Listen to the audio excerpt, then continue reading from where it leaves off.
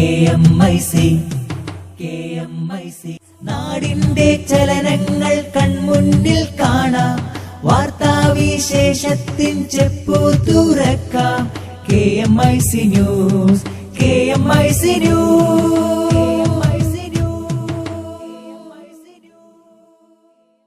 അസ്സലാമു അലൈക്കും വറഹ്മത്തുള്ളാഹി വബറകാതുഹു. Kerala Malabar Islamic class room KMIC TV പ്രേക്ഷകർക്കും റേഡിയോ ശ്രോതാക്കൾക്കും KMIC ന്യൂസിലേക്ക് സ്വാഗതം. വാർത്തകൾ വായിക്കുന്നത് ജലീൽ മടവൂർ. പ്രധാന വാർത്തകൾ.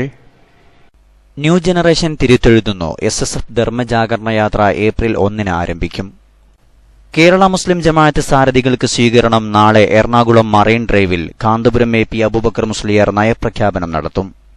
യുവത്വം നാടിന്റെ കരുത്ത് എന്ന ശീർഷകത്തിൽ SYS സംസ്ഥാന നേതാക്കൾ നയിക്കുന്ന ധർമ്മസഞ്ചാരം 2ാം ഘട്ടം നാളെ തുടങ്ങും.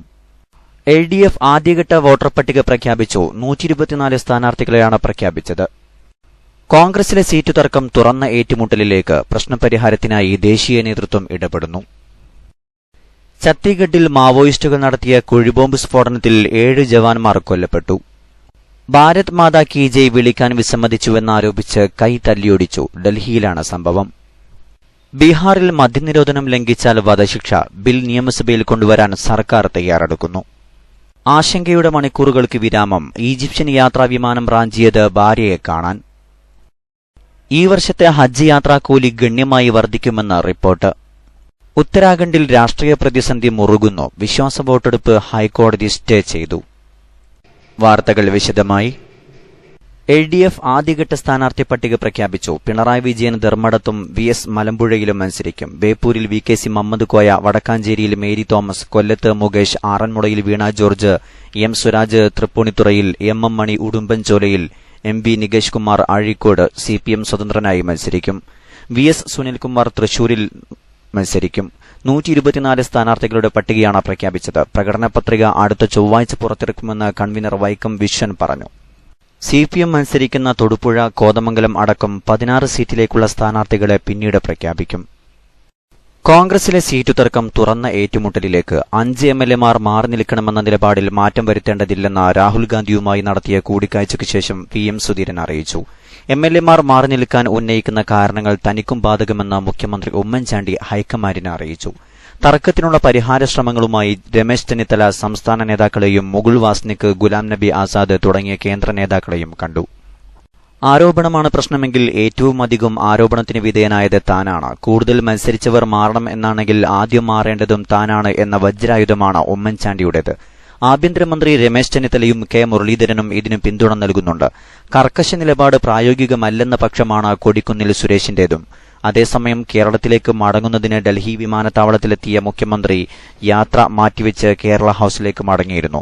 വിമാനം വൈകിയതിനെ തുടർന്നാണ് മുഖ്യമന്ത്രി കേരള ഹൌസിലേക്ക് മടങ്ങിയത്. സ്ഥാനാർത്ഥി പട്ടികയ്ക്ക് അന്തിമ തീരുമാനം ഉണ്ടാക്കിയതിനു ശേഷമേ മുഖ്യമന്ത്രി തിരികെ കേരളത്തിലേക്ക് മടങ്ങൂ എന്നാണ് സൂചന. തന്റെ നിലപാടിൽ മാറ്റം വരുത്തേണ്ട ആവശ്യമില്ലെന്ന് രാഹുൽ ഗാന്ധിയുമായുള്ള കൂടിക്കാഴ്ചയ്ക്ക് ശേഷം VM സുധീരൻ മാധ്യമങ്ങളോട് പറഞ്ഞു. നിലപാടിൽ മാറ്റം വരുത്തേണ്ട കാര്യവും ഏതെങ്കിലും തരത്തിൽ അങ്ങനെ ഒരു സാഹചര്യം നിലനിൽക്കുന്നില്ലല്ലോ. പല തരത്തിലുള്ള പരിഗണനകളും പല പേരുകളും ചർച്ചാ വിഷയമാകും. അതിലൊന്നും ഏതെങ്കിലും ഒരു അസാധാരണമായിട്ടുള്ള ഒരു സ്ഥിതിവിശേഷം ഒരിക്കലും ഉണ്ട് എന്ന് ആർക്കും പറയാനാവില്ല. ഇതിനിടെയാണ് തർക്കത്തിനുള്ള പരിഹാര ശ്രമങ്ങളുമായി രമേശ് ചെന്നിത്തല രംഗത്തെത്തിയത്. മുകുൾ വാസ്നിക്, ഗുലാം നബി ആസാദ് തുടങ്ങിയവരുമായും രമേശ് ചെന്നിത്തല ചർച്ച നടത്തി. കോൺഗ്രസ് പ്രസിഡന്റ് സോണിയാഗാന്ധിയുടെ അധ്യക്ഷതയിൽ ഇലക്ഷൻ കമ്മിറ്റി കൂടിക്കഴിയുമ്പോൾ കോൺഗ്രസ് സ്ഥാനാർത്ഥികളുടെ ലിസ്റ്റ് പൂർണ്ണമായും ഏകകണ്ഠമായി തന്നെ പുറത്തുവരും. നിലവിൽ കോൺഗ്രസിൽ ഒരു പ്രശ്നങ്ങളുമില്ല. സീറ്റു നൽകാതെ CPM വഞ്ചിച്ചുവെന്ന JSS നേതാവ് KR ഗൌരിയമ്മ. BJPയുടെ ക്ഷണം സ്വാഗതം ചെയ്യുന്നുവെന്നും അവർ മാധ്യമങ്ങളോട് പറഞ്ഞു. BJPയുടെ വർഗീയതയെയാണ് താൻ എതിർക്കുന്നത്. BJPയുമായുള്ള ബന്ധത്തെക്കുറിച്ച് പിന്നീട് തീരുമാനിക്കുമെന്നും ഗൌരിയമ്മ കൂട്ടിച്ചേർത്തു. ഉറങ്ങിക്കിടക്കുന്നവരെ വിളിച്ചുണർത്തി ഊണില്ലെന്ന് പറഞ്ഞ അവസ്ഥയുണ്ടായി. എത്ര വലിയ പാർട്ടിയായാലും വഞ്ചന തെറ്റുതന്നെയാണ്. CPM കെട്ടിപ്പടുക്കുന്നതിൽ തന്റെ പങ്ക് ആർക്കും നിഷേധിക്കാനാവില്ല. പാർട്ടി അവഗണിച്ചതിലുള്ള പ്രതിഷേധം കോടിയേരി ബാലകൃഷ്ണനെ എഴുതി അറിയിക്കുമെന്നും ഗൌരിയമ്മ പറഞ്ഞു. ഭാരത് മാതാ കി ജയ് വിളിക്കാൻ വിസമ്മതിച്ചെന്നാരോപിച്ച് 3 മദ്രസ വിദ്യാർത്ഥികൾക്ക് നേരെ ആക്രമണം. ആക്രമണത്തിൽ ഒരു വിദ്യാർത്ഥിയുടെ കൈയൊടിഞ്ഞു. ഡൽഹിയിൽ രമേശ് എൻക്ലേവിലെ പാർക്കിന് സമീപം ശനിയാഴ്ചയാണ് സംഭവം. ഒഴിവ് സമയത്താണ് വിദ്യാർത്ഥികൾ പാർക്കിലെത്തിയത്. ഈ സമയം അവിടെയിരുന്ന് പരസ്യമായി മദ്യപിക്കുകയായിരുന്നു 5 അംഗ സംഘം. പിന്നീട് വിദ്യാർത്ഥികളോട് ഭാരത് മാതാ കി ജയ് എന്നും ജയ് മാതാ കി എന്നും വിളിക്കാൻ ആവശ്യപ്പെട്ടു. തുടർന്നായിരുന്നു മർദ്ദനം. സംഭവത്തിൽ പോലീസ് കേസെടുത്ത് അന്വേഷണം തുടങ്ങി. 2 പേരെ വിദ്യാർത്ഥികൾ തിരിച്ചറിഞ്ഞിട്ടുണ്ട്. ഛത്തീഗഡിൽ മാവോയിസ്റ്റുകൾ നടത്തിയ കുഴിബോംബ് സ്ഫോടനത്തിൽ 7 CRPF ജവാന്മാർ കൊല്ലപ്പെട്ടു. തെക്കൻ ഛത്തീഗഡിലെ ദന്തേവാഡ ജില്ലയിലാണ് ആക്രമണമുണ്ടായത്. CRPF 230 ബറ്റാലിയൻ സഞ്ചരിച്ചിരുന്ന വാഹനം കടന്നുപോയപ്പോൾ കുഴിബോംബ് പൊട്ടിത്തെറിക്കുകയായിരുന്നു. വൈകിട്ട് 3 മണിയോടെയാണ് സ്ഫോടനമുണ്ടായത്. നിരവധി ജവാന്മാർക്ക് പരിക്കേറ്റിട്ടുണ്ട്. മാവോയിസ്റ്റുകൾ ജവാന്മാരുടെ ആയുധങ്ങൾ എടുത്തുകൊണ്ടുപോയതായി റിപ്പോർട്ടുണ്ട്. ബീഹാറിൽ മദ്യനിരോധനത്തിൽ ശ്രദ്ധേയമായ കാൽവെപ്പ്. മദ്യനിരോധനം ലംഘിച്ചാൽ വധശിക്ഷ. ബിൽ നിയമസഭയിൽ കൊണ്ടുവരാൻ സർക്കാർ തയ്യാറെടുക്കുകയാണ്. വിശദാംശങ്ങൾ കരീം ഏലംകുളം നൽകുന്നു. മദ്യനിരോധനം ലംഘിക്കുന്നവർക്ക് വധശിക്ഷ നൽകും വിധം ബില്ല് കൊണ്ടുവരാൻ ബീഹാർ സർക്കാർ തയ്യാറെടുക്കുന്നു. പുതിയ ബില്ലനുസരിച്ച് മദ്യം ഉണ്ടാക്കുകയോ വിതരണം ചെയ്യുകയോ ചെയ്താലും വധശിക്ഷ ലഭിക്കാം. ഏപ്രിൽ 1 മുതലാണ് ഇവിടെ മദ്യനിരോധനം പ്രാബല്യത്തിൽ വരുന്നത്. ആദ്യഘട്ടത്തിൽ പ്രാദേശികമായി നിർമ്മിക്കുന്ന മദ്യവും സ്പേസ്ഡ് ലിക്കറുമാണ് നിരോധിക്കുന്നത്. തുടർന്ന് ഇന്ത്യൻ നിർമ്മിത വിദേശ മദ്യവും നിരോധിക്കും. മദ്യനിരോധനം സംസ്ഥാനത്തിന്റെ ഖജനാവിനെ ബാധിക്കുമെന്ന വിലയിരുത്തൽ വന്നെങ്കിലും നിരോധനവുമായി മുന്നോട്ടു പോകാനാണ് നിതീഷ് കുമാറിന്റെ നീക്കം. 3650 കോടി രൂപയാണ് ബീഹാറിന് മദ്യത്തിൽ നിന്ന് വരുമാനമായി ലഭിച്ചിരുന്നത്. അതേസമയം മദ്യവ്യവസായവുമായി ബന്ധപ്പെട്ട് പ്രവർത്തിച്ചിരുന്നവർക്ക് ജോലി നഷ്ടമാകുന്ന അവസ്ഥ ഒഴിവാക്കാൻ ബീഹാർ സംസ്ഥാന ക്ഷീരോത്പാദന സഹകരണ സംഘത്തിന്റെ സുധാ ഡയറി എന്ന ബ്രാൻഡ് നെയിമിലുള്ള ഉൽപ്പന്നങ്ങൾ വിൽക്കാനാണ് സർക്കാർ നിർദ്ദേശം. ബീഹാർ തെരഞ്ഞെടുപ്പ് പ്രചരണത്തിൽ മുഖ്യമന്ത്രി നിതീഷ് കുമാറിന്റെ തുറുപ്പുചീട്ടായിരുന്നു സമ്പൂർണ്ണ മദ്യനിരോധനം. സ്ത്രീകൾ കൂട്ടത്തോടെ അതിനോട് പ്രതികരിച്ചത് നിതീഷിന്റെ വിജയത്തിലും കലാശിച്ചു. KMIC ന്യൂസിനു വേണ്ടി കരീം ഏലംകുളം. ഉത്തരാഖണ്ഡിൽ കേന്ദ്ര സർക്കാരിന് താത്കാലിക ആശ്വാസം. നാളെ വിശ്വാസ വോട്ടെടുപ്പ് നടത്തണമെന്ന ഹൈക്കോടതി സിംഗിൾ ബെഞ്ച് ഉത്തരവ് ഡിവിഷൻ ബെഞ്ച് സ്റ്റേ ചെയ്തു. ഉത്തരാഖണ്ഡിൽ രാഷ്ട്രപതി ഭരണം തുടരും. രാഷ്ട്രപതി ഭരണത്തിന് ശുപാർശ ചെയ്യാൻ ഇത്ര തിടുക്കം എന്തിനായിരുന്നുവെന്ന് കോടതി കേന്ദ്ര സർക്കാരിനോട് ചോദിച്ചു. അതിനിടെ കേന്ദ്ര സർക്കാരിനെ രൂക്ഷമായി വിമർശിച്ച് BJP സഖ്യകക്ഷിയായ ശിവസേന രംഗത്തെത്തി. നിയമസഭയിൽ വിശ്വാസ വോട്ടെടുപ്പ് നടത്തണമെന്ന ഹൈക്കോടതി സിംഗിൾ ബെഞ്ചിന്റെ ഇന്നലത്തെ ഉത്തരവിനെതിരെ കേന്ദ്ര സർക്കാർ ഡിവിഷൻ ബെഞ്ചിനെ സമീപിക്കുകയായിരുന്നു. സിംഗിൾ ബെഞ്ച് ഉത്തരവ് 3 ദിവസത്തേക്ക് സ്റ്റേ ചെയ്യണമെന്ന് കേന്ദ്ര സർക്കാരിന് വേണ്ടി ഹാജരായ അറ്റോർണി ജനറൽ മുകുൾ റോഹ്തഗി ഡിവിഷൻ ബെഞ്ചിനോട് അഭ്യർത്ഥിച്ചു. നിയമസഭ മരവിപ്പിച്ചിരിക്കുകയാണെന്നും രാഷ്ട്രപതി ഭരണം നിലനിൽക്കുമ്പോൾ വിശ്വാസ വോട്ടെടുപ്പ് നടത്താൻ കഴിയുമോയെന്ന് പരിശോധിക്കണമെന്നും AG അറിയിച്ചു. സങ്കീർണമായ നിയമപ്രശ്നങ്ങൾ ചൂണ്ടിക്കാട്ടി ഡിവിഷൻ ബെഞ്ച് സിംഗിൾ ബെഞ്ച് ഉത്തരവ് സ്റ്റേ ചെയ്തു. എന്നാൽ വിശ്വാസ വോട്ടെടുപ്പാണ് ഏറ്റവും ഉചിതമായ പരിഹാരമെന്ന് ഡിവിഷൻ ബെഞ്ച് ചൂണ്ടിക്കാട്ടി. രാഷ്ട്രപതി ഭരണം ഏർപ്പെടുത്തിയതിനെക്കുറിച്ച് സത്യവാങ്മൂലം നൽകാൻ കേന്ദ്ര സർക്കാരിനോട് ആവശ്യപ്പെട്ടു. ലോകത്തെ മണിക്കൂറുകളോളം ആശങ്കയുടെ മുൾമുനയിൽ നിർത്തിയ വിമാന റാഞ്ചലിന് ശുഭ പര്യവസാനം. ഈജിപ്ത് എയറിന്റെ വിമാനം റാഞ്ചി സൈപ്രസിലെ ലർണാക്ക വിമാനത്താവളത്തിൽ ഇറക്കിയ റാഞ്ചൽ നാടകത്തിനൊടുവിൽ മുഴുവൻ യാത്രക്കാരെയും സുരക്ഷിതരായി സ്വതന്ത്രരാക്കി. വിമാനം റാഞ്ചിയ സൈഫുദ്ദീൻ മുസ്തഫയെ സൈപ്രസ് അധികൃതർ അറസ്റ്റ് ചെയ്തു. വിമാന റാഞ്ചലിന് തീവ്രവാദവുമായി ബന്ധമില്ലെന്നും എല്ലാ യാത്രക്കാരും ജീവനക്കാരും സുരക്ഷിതരാണെന്നും സൈപ്രസ് പ്രസിഡന്റ് പറഞ്ഞു. ഇന്നലെ രാവിലെയാണ് ഈജിപ്തിലെ അലക്സാണ്ട്രിയയിൽ നിന്ന് തലസ്ഥാനമായ കൈറോയിലേക്കുള്ള ഈജിപ്ത് എയറിന്റെ MS-181 വിമാനം റാഞ്ചിയെന്ന വാർത്ത പുറത്തുവന്നത്. ബെൽറ്റ് ബോംബ് ധരിച്ചിട്ടുണ്ടെന്ന് വിമാനത്തിലെ ജീവനക്കാരെ ഭീഷണിപ്പെടുത്തിയ ശേഷം വിമാനം സൈപ്രസിലേക്ക് തിരിച്ചുവിടാൻ യാത്രക്കാരനായ സൈഫുദ്ദീൻ മുസ്തഫ ആവശ്യപ്പെടുകയായിരുന്നു. ഇയാളുമായി അകന്നു കഴിയുന്ന സൈപ്രസിലുള്ള മുൻ ഭാര്യയെ കാണുന്നതിനാണ് വിമാനം റാഞ്ചിയതെന്നാണ് റിപ്പോർട്ട്. ഇതിനു പിന്നാലെ മുസ്തഫയുടെ മുൻ ഭാര്യയെ വിമാനത്താവളത്തിൽ എത്തിക്കുകയായിരുന്നു. 3 യാത്രക്കാരെയും 4 ജീവനക്കാരെയും ഒഴികെ ശേഷിക്കുന്നവരെ ആദ്യം മോചിപ്പിച്ചതായി ഈജിപ്തിലെ സിവിൽ വ്യോമയാന മന്ത്രി ഷെരീഫ് ഫെത്തി പറഞ്ഞു. പിന്നീട് ശേഷിക്കുന്നവരെയും മോചിപ്പിക്കുകയായിരുന്നു. ഇതിനിടെ കോക്പിറ്റിലെ വാതിൽ വഴി ജീവനക്കാരിലൊരാൾ പുറത്തേക്ക് ചാടിയത് പരിഭ്രാന്തി പരത്തി. പ്രാദേശിക സമയം 2:40ഓടെയാണ് മുസ്തഫ വിമാനത്തിൽ നിന്ന് ഇറങ്ങിയത്. ഇയാളുടെ കൈവശം ആയുധങ്ങൾ ഉണ്ടായിരുന്നില്ലെന്നാണ് സൈപ്രസ് അധികൃതർ പറയുന്നത്. ഇയാൾ മാനസിക രോഗിയാണോ എന്നും സംശയിക്കുന്നുണ്ട്. വിമാനം റാഞ്ചി ഇയാൾ ഈജിപ്ത് പൌരനാണെന്ന് ഈജിപ്ത് പ്രധാനമന്ത്രി ഷെരീഫ് ഇസ്മായിൽ സ്ഥിരീകരിച്ചു. അധികം താമസിയാതെ തന്നെ ലാൻഡ് ലൈനിലേക്കോ മൊബൈൽ ഫോണിലേക്കോ പ്രമുഖ ഇന്റർനെറ്റ് ആപ്ലിക്കേഷൻ വഴി വിളിക്കാൻ സാധിക്കുന്ന സംവിധാനം ഉടൻ എത്തുമെന്ന് വാട്സ്ആപ്പ് കമ്പനി വക്താക്കൾ പറഞ്ഞു. ഇന്റർനെറ്റ് സേവനദാതാക്കളുടെയും ടെലികോം ഓപ്പറേറ്റർമാരുടെയും സഹകരണത്തോടെയാണ് പദ്ധതി നടപ്പാക്കുന്നത്. വാട്സ്ആപ്പ്, സ്കൈപ്പ്, വൈബർ തുടങ്ങിയ ആപ്പുകൾ വഴിയാണ് ഈ സൌകര്യം ലഭ്യമാകുക. ഇന്റർനെറ്റ് സേവനദാതാക്കളും ടെലികോം ഓപ്പറേറ്റർമാരും തമ്മിലുള്ള തർക്കങ്ങൾ പരിഹരിക്കാനും മറ്റും രൂപവൽക്കരിച്ച മന്ത്രിതല സമിതിയുടെ അനുമതി കൂടി ലഭിച്ചാൽ ആപ്പിലൂടെയുള്ള ഫോൺ വിളി യാഥാർത്ഥ്യമാകും. ഇന്റർനെറ്റ് ഡാറ്റ ഉപയോഗിച്ച് കോളുകൾ ചെയ്യുന്നതിനാൽ കോൾ നിരക്കുകൾക്കുള്ള ചെലവ് കുറയ്ക്കാനും സഹായിക്കും.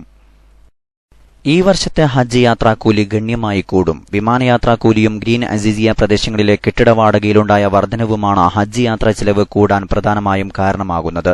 വർഷം തോറും ഹജ്ജ് യാത്രാ ചെലവ് കൂടിക്കൊണ്ടിരിക്കുകയാണ്. വിദേശ രാജ്യങ്ങൾക്കുള്ള ഹജ്ജ് ക്വാട്ട കഴിഞ്ഞ 2 വർഷമായി സൗദി ഭരണകൂടം 20% കുറവ് വരുത്തിയതോടെ വിമാന കമ്പനികൾക്കുള്ള സർവീസും ലാഭവും ഗണ്യമായി കുറഞ്ഞു. ഈ കമ്മി നികത്തുന്നതിന് വിമാന കമ്പനികൾ ചാർജ് വർദ്ധിപ്പിക്കുന്നതും ഹാജിമാർക്ക് ബാധ്യത ഏറുകയാണ്. വിമാന കമ്പനികൾ വലിയ സംഖ്യക്കാണ് ഹജ്ജ് യാത്രാ കരാർ ഏറ്റെടുക്കുന്നത്.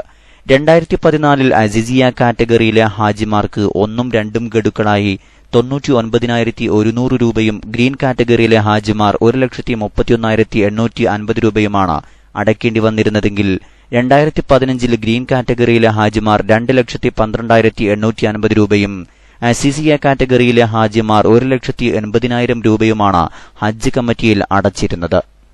ഒരു വർഷത്തിനിടയിൽ ഗ്രീൻ കാറ്റഗറിയിലെ ഹാജിമാർക്ക് 21,850 രൂപയും അസീസിയ കാറ്റഗറിയിൽ 15,100 രൂപയും വർധനവുണ്ടായി.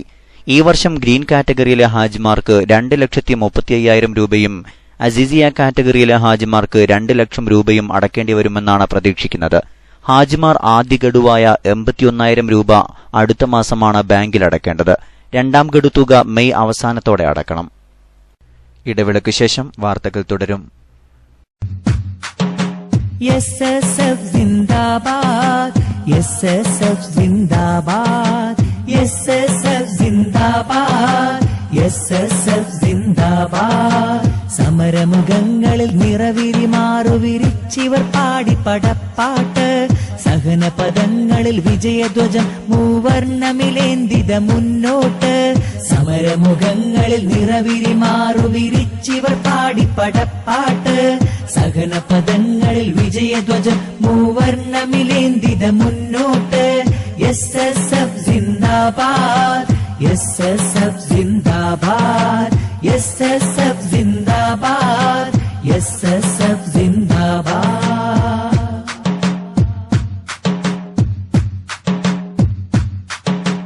ധാർമ്മിക വീഥികൾ ആത്മീയ കൈത്തിരിയാലെ പ്രകാശിതമാക്കാം.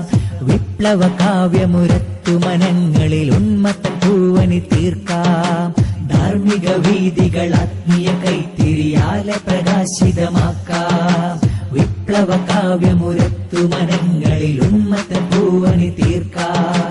അധർമ്മമിലേറിയ യുവഹൃദയങ്ങളിൽ നന്മ വിളക്കുകൾ തെളിയിക്കാം. അധർമ്മമിലേറിയ യുവഹൃദയങ്ങളിൽ നന്മ വിളക്കുകൾ തെളിയിക്കാം. വിളിക്കു ദിഗന്ധം മുഴക്കയുറക്കെ ധാർമ്മിക വിപ്ലവം zindabad. SSF zindabad, SSF zindabad, SSF zindabad, SSF zindabad. വാർത്തകൾ തുടരുന്നു. സംഘടനാ വാർത്തകൾ. ന്യൂ ജനറേഷൻ തിരുത്തെഴുതുന്നു എന്ന പ്രമേയത്തിൽ SSF ധർമ്മജാഗരണ യാത്ര ഏപ്രിൽ 1 2 കേന്ദ്രങ്ങളിൽ നിന്ന് ആരംഭിക്കുമെന്ന് നേതാക്കൾ പത്രസമ്മേളനത്തിൽ അറിയിച്ചു. സംസ്ഥാന പ്രസിഡന്റ് NV അബ്ദുറസാഖ് സഖാഫി നയിക്കുന്ന ഉത്തരമേഖലാ യാത്ര വൈകിട്ട് 3 മണിക്ക് ഉപ്പളയിൽ സമസ്ത കേന്ദ്ര മുശാവറ അംഗം ബേക്കൽ ഇബ്രാഹിം മുസ്ലിയാർ യാത്രാനായകന് പതാക കൈമാറി ഉദ്ഘാടനം ചെയ്യും. എറണാകുളം നെല്ലിക്കുഴിയിൽ നിന്ന് ആരംഭിക്കുന്ന മധ്യമേഖലാ ജാഥ സംസ്ഥാന general secretary M Abdul Majeed നയിക്കും. നാളെ മറൈൻ ഡ്രൈവിൽ നടക്കുന്ന ചടങ്ങിൽ കാന്തപുരം AP അബൂബക്കർ മുസ്ലിയാർ പതാക കൈമാറും. യാത്രയെ വരവേൽക്കാൻ സ്വീകരണ കേന്ദ്രങ്ങളിൽ പ്രാസ്ഥാനിക കൂട്ടായ്മയിൽ വിപുലമായ ഒരുക്കങ്ങളാണ് നടക്കുന്നത്. ഓരോ സ്വീകരണ കേന്ദ്രത്തിലും സമ്മേളനം ആരംഭിക്കുന്നതിന് മുമ്പ് യൂണിഫോം അണിഞ്ഞ ധർമ്മസംഘത്തിന്റെ റാലി നടക്കും. ഉത്തരമേഖല മധ്യമേഖലാ ജാഥകൾ ഏപ്രിൽ 8 വൈകിട്ട് 4 മണിക്ക് കോഴിക്കോട് ജില്ലയിലെ ഫറോക്ക് ചുങ്കത്ത് സംഗമിച്ച് രാമനാട്ടുകരയിൽ സമാപിക്കും. കോഴിക്കോട്, മലപ്പുറം ഈസ്റ്റ്, മലപ്പുറം വെസ്റ്റ് ജില്ലകളിൽ നിന്നുള്ള ധർമ്മസംഘാംഗങ്ങൾ ചുങ്കത്ത് നിന്ന് സമാപന വേദിയിലേക്ക് യാത്രാസംഘത്തെ ആനയിക്കും. സമാപന സമ്മേളനം അഖിലേന്ത്യാ Sunni Jamiyyathul Ulama secretary general Kanthapuram AP Abubakar Musliyar ഉദ്ഘാടനം ചെയ്യും. സയ്യിദ് ഇബ്രാഹിം ഖലീലുൽ ബുഖാരി അധ്യക്ഷത വഹിക്കും. NV അബ്ദുറസാഖ് സഖാഫി സന്ദേശ പ്രഭാഷണവും M അബ്ദുൽ മജീദ് പ്രമേയ പ്രഭാഷണവും നിർവഹിക്കും. PA മുഹമ്മദ് ഫാറൂഖ് നൈമി അൽ ബുഖാരി മുഖ്യപ്രഭാഷണം നടത്തും. Sayyid Muhammad Thurab Saqafi, professor AK Abdul Hameed, AP Abdul Kareem Haji Chaliyam, Muhammad Paravoor സംബന്ധിക്കും. സമാപന സമ്മേളനം വിജയിപ്പിക്കുന്നതിന് AP അബ്ദുൽ കരീം ഹാജി ചെയർമാനും professor AK Abdul Hameed general കൺവീനറും ചെറുവണ്ണൂർ അബൂബക്കർ ഹാജി ട്രഷററുമായുള്ള സ്വാഗത സംഘം പ്രവർത്തന നിരതമാണ്. യുവത്വം നാടിന്റെ കരുത്ത് എന്ന സന്ദേശവുമായി SYS നടത്തുന്ന ധർമ്മസഞ്ചാരത്തിന്റെ രണ്ടാം ഘട്ടം നാളെ ആരംഭിക്കും. 24-ന് മഞ്ചേശ്വരം മൽഹറിൽ നിന്ന് ആരംഭിച്ച സംസ്ഥാന നേതാക്കളുടെ പര്യടനത്തോടനുബന്ധിച്ച് പ്രഥമഘട്ടത്തിൽ കാസർകോട്, കണ്ണൂർ, കോഴിക്കോട് ജില്ലകളിലെ 40 സോൺ പ്രവർത്തന സംഗമവും പ്രകടനങ്ങളും നടന്നു. രണ്ടാം ഘട്ടത്തിൽ നാളെ ഉച്ചയ്ക്ക് 2 മണിക്ക് വയനാട് ജില്ലയിലെ മാനന്തവാടി, മേപ്പാടി, ബത്തേരി, നീലഗിരി ജില്ലയിലെ പന്തല്ലൂർ സോൺ സംഗമങ്ങൾ നടക്കും. വൈകിട്ട് 5-ന് കോഴിക്കോട് നോർത്ത്, വെള്ളമുണ്ട, കൽപ്പറ്റ, ദേവർശോല, ഗൂഡല്ലൂർ സംഗമങ്ങൾ നടക്കും. വെള്ളി, ശനി ദിവസങ്ങളിൽ മലപ്പുറത്തെ 20 സോൺ കേന്ദ്രങ്ങളിൽ പര്യടനം നടത്തി ഞായറാഴ്ച പാലക്കാട് ജില്ലയിൽ പ്രവേശിച്ച് 10 കേന്ദ്രങ്ങളിൽ പര്യടനം നടത്തും. ഇതോടെ രണ്ടാം ഘട്ടത്തിന് സമാപനമാകും. പ്രസ്ഥാനത്തിന്റെ യുവജന ഘടകമായ SYSന്റെ നയരേഖയും കർമ്മ പദ്ധതികളും സോൺ, സർക്കിൾ, യൂണിറ്റ് പ്രവർത്തകരെ നേരിട്ട് ബോധ്യപ്പെടുത്തുകയും പുതിയ കാലത്തേക്ക് കർമ്മരംഗത്തിറങ്ങുവാൻ പാകപ്പെടുത്തുകയുമാണ് ധർമ്മസഞ്ചാരത്തിന്റെ മുഖ്യ ലക്ഷ്യം. മൂന്നാം ഘട്ടത്തിന് തൃശൂർ, എറണാകുളം, ഇടുക്കി, കോട്ടയം, പത്തനംതിട്ട ജില്ലകളിൽ പര്യടനം നടത്തി ഏപ്രിൽ 15-ന് തിരുവനന്തപുരത്ത് സമാപിക്കും. കേരള മുസ്ലിം ജമാഅത്തിന്റെ സംസ്ഥാന സാരഥികൾക്കുള്ള സ്വീകരണവും നയപ്രഖ്യാപന സമ്മേളനവും നാളെ വൈകിട്ട് 5-ന് എറണാകുളം മറൈൻ ഡ്രൈവിൽ നടക്കും. കേരള മുസ്ലിം ജമാഅത്തിന്റെ സംസ്ഥാന പ്രസിഡന്റും അഖിലേന്ത്യാ സുന്നി ജമിയത്തുൽ ഉലമ ജനറൽ സെക്രട്ടറിയുമായ കാന്തപുരം AP അബൂബക്കർ മുസ്ലിയാർ നയപ്രഖ്യാപനം നടത്തും. എറണാകുളം, കോട്ടയം, തൃശൂർ, ആലപ്പുഴ, ഇടുക്കി ജില്ലകളിലെ സുന്നി നേതൃത്വത്തിന്റെ ആഭിമുഖ്യത്തിലാണ് സ്വീകരണം ഒരുക്കുന്നത്. തത്സമയം KMIC സംപ്രേഷണം ചെയ്യും. അസയ്യിദ് സ്വാലിഹ് ജമലുലേലി തങ്ങളുടെ 34-മതും മകൻ സയ്യിദ് ഫളൽ ജമലുലേലി തങ്ങളുടെ 7-മതും ഉറൂസിന് ചേളാരിയിൽ തുടക്കമായി. കൊടിയേറ്റം, മഖാം സിയാറത്ത്, ഖതമുൽ ഖുർആൻ, 34 നിർധന കുടുംബങ്ങൾക്ക് തൊഴിലുപകരണ വിതരണം, റിഫായി കുത്റാത്തീബ്, സ്വലാത്ത് മജ്ലിസ് വാർഷികം, ദഅ്വാ സമ്മേളനം, മൗലിദ് മജ്ലിസ്, കേരള മുസ്ലിം ജമാഅത്ത് സംസ്ഥാന സാരഥികളെ ആദരിക്കൽ തുടങ്ങിയ പരിപാടികളോടെയാണ് തേഞ്ഞിപ്പാലത്തെ ജമലുലേലി നഗറിൽ ഉറൂസ് മുബാറക് സംഘടിപ്പിക്കുന്നത്. പരിപാടി വെള്ളിയാഴ്ച വരെ നീണ്ടുനിൽക്കും. ഇന്ന് വൈകിട്ട് സയ്യിദ് സ്വാലിഹ് ജമലുലേലി ചേളാരിയിൽ കൊടിയേറ്റത്തിന് നേതൃത്വം നൽകി. വൈകിട്ട് 7-ന് സയ്യിദ് സലാഹുദ്ദീൻ ബുഖാരി കുരിയാട് ഉറൂസ് ഉദ്ഘാടനം ചെയ്തു. വ്യാഴാഴ്ച 7-ന് ദഅ്വാ സമ്മേളന ഉദ്ഘാടനം പേരോട് അബ്ദുറഹ്മാൻ സഖാഫി നിർവഹിക്കും. വെള്ളിയാഴ്ച വൈകിട്ട് രാത്രി 7-ന് ആത്മീയ സമ്മേളനം സുലൈമാൻ മുസ്ലിയാർ ഉദ്ഘാടനം ചെയ്യും. അഖിലേന്ത്യാ Sunni Jamiyyathul Ulama secretary general Kanthapuram AP Abubakar Musliyar ആത്മീയ പ്രഭാഷണം നടത്തും. സയ്യിദ് ഇബ്രാഹിം ഖലീലുൽ ബുഖാരി സമാപന പ്രാർത്ഥന നടത്തുമെന്നും ഭാരവാഹികളായ സയ്യിദ് ഷറഫുദ്ദീൻ ജമലുലേലി, സയ്യിദ് ഫളൽ ജമലുലേലി പെരുമുഖം, സയ്യിദ് സൈനുൽ ആബിദ് ജമലുലേലി, സയ്യിദ് മുഹമ്മദ് ഖാസിം ജമലുലേലി തുടങ്ങിയവർ പത്രസമ്മേളനത്തിൽ അറിയിച്ചു. ഈ വർഷം 10ാം ക്ലാസ് പൂർത്തിയാക്കിയ വിദ്യാർത്ഥികൾക്ക് പോനൂർ മാർക്കസ് ഗാർഡനിൽ ത്രിദിന അക്കാദമിക് ബ്രിഡ്ജ് കോഴ്സ് ഏപ്രിൽ 9, 10, 11 തീയതികളിലായി നടത്തുന്നു. SLCക്കു ശേഷം അഭിരുചിക്കനുസൃതമായ കോഴ്സ് തിരഞ്ഞെടുക്കാനും അവയുടെ സാധ്യതകൾ പരിചയപ്പെടാനും ഉദ്ദേശിച്ചുള്ള കോഴ്സിൽ കേരളത്തിലെ പ്രമുഖരായ മതപണ്ഡിതർ, വിദ്യാഭ്യാസ വിചക്ഷണർ ക്ലാസുകൾക്ക് നേതൃത്വം നൽകും. വിദ്യാർത്ഥികളിലുള്ള നേതൃപാഠവും സാഹിത്യ അഭിരുചിയും പ്രോത്സാഹിപ്പിക്കുന്നതിനുള്ള പ്രത്യേക ട്രെയിനിങ്ങുകൾക്ക് പുറമെ മതബോധം വർദ്ധിപ്പിക്കുന്നതിനാവശ്യമായ സ്പെഷ്യൽ ക്ലാസുമുണ്ടാവും. കോഴ്സിൽ പങ്കെടുക്കുന്ന വിദ്യാർത്ഥികൾക്ക് മാർക്കസ് ഗാർഡനിലെ വിവിധ കോഴ്സുകളിലേക്കുള്ള പ്രവേശന പരീക്ഷയിൽ പ്രത്യേക വെയിറ്റേജ് ഉണ്ടായിരിക്കും. ഫീൽഡ് ട്രിപ്പ് ഉൾപ്പെടെ 3 ദിവസത്തെ റെസിഡൻഷ്യൽ പ്രോഗ്രാമിന് 1000 രൂപയാണ് ഫീസ്. മുൻകൂട്ടി രജിസ്റ്റർ ചെയ്തവർക്ക് മാത്രമാണ് പ്രവേശനം. രജിസ്ട്രേഷനും കൂടുതൽ വിവരങ്ങൾക്കും 9562625402 എന്ന നമ്പറിൽ ബന്ധപ്പെടാവുന്നതാണ്. അവസാനമായി പ്രധാന വാർത്തകൾ ഒരിക്കൽ കൂടി. ന്യൂ ജനറേഷൻ തിരുത്തെഴുതുന്നു. SSF ധർമ്മജാഗരണ യാത്ര ഏപ്രിൽ 1-ന് ആരംഭിക്കും. യുവത്വം നാടിന്റെ കരുത്ത് എന്ന ശീർഷകത്തിൽ SYS സംസ്ഥാന നേതാക്കൾ നയിക്കുന്ന ധർമ്മസഞ്ചാരം രണ്ടാം ഘട്ടം നാളെ തുടങ്ങും. കേരള മുസ്ലിം ജമാഅത്ത് സാരഥികൾക്ക് സ്വീകരണം നാളെ എറണാകുളം മറൈൻ ഡ്രൈവിൽ. കാന്തപുരം AP അബൂബക്കർ മുസ്ലിയാർ നയപ്രഖ്യാപനം നടത്തും. LDF ആദ്യഘട്ട വോട്ടർ പട്ടിക പ്രഖ്യാപിച്ചു. 124 സ്ഥാനാർത്ഥികളെയാണ് പ്രഖ്യാപിച്ചത്. കോൺഗ്രസിലെ സീറ്റു തർക്കം തുറന്ന ഏറ്റുമുട്ടലിലേക്ക്. പ്രശ്നപരിഹാരത്തിനായി ദേശീയ നേതൃത്വം ഇടപെടുന്നു. ഭാരത് മാതാ കി ജയ് വിളിക്കാൻ വിസമ്മതിച്ചുവെന്നാരോപിച്ച് കൈ തല്ലിയൊടിച്ചു. ഡൽഹിയിലാണ് സംഭവം. ഛത്തീഗഡിൽ മാവോയിസ്റ്റുകൾ നടത്തിയ കുഴിബോംബ് സ്ഫോടനത്തിൽ 7 ജവാന്മാർ കൊല്ലപ്പെട്ടു. ഉത്തരാഖണ്ഡിൽ രാഷ്ട്രീയ പ്രതിസന്ധി മുറുകുന്നു. വിശ്വാസ വോട്ടെടുപ്പ് ഹൈക്കോടതി സ്റ്റേ ചെയ്തു. ഈ വർഷത്തെ ഹജ്ജ് യാത്രാക്കൂലി ഗണ്യമായി വർദ്ധിക്കുമെന്ന് റിപ്പോർട്ട്. ആശങ്കയുടെ മണിക്കൂറുകൾക്ക് വിരാമം. ഈജിപ്ഷ്യൻ യാത്രാവിമാനം റാഞ്ചിയത് ഭാര്യയെ കാണാൻ. ബീഹാറിൽ മദ്യനിരോധനം ലംഘിച്ചാൽ വധശിക്ഷ ബിൽ നിയമസഭയിൽ കൊണ്ടുവരാൻ സർക്കാർ തയ്യാറെടുക്കുന്നു. ഇതോടെ KMIC ന്യൂസ് ബുള്ളറ്റിൻ സമാപിക്കുന്നു. അടുത്ത ന്യൂസ് ബുള്ളറ്റിൻ സൗദി സമയം രാത്രി 10:30, തുടർന്ന് നാളെ വൈകിട്ട് ഇന്ത്യൻ സമയം 7 മണിക്ക്. ന്യൂസുകൾ അയക്കേണ്ട വിലാസം KMIC News Time @gmail.com. അസ്സലാമു അലൈക്കും വറഹ്മത്തുള്ളാഹി വബറകാതുഹു.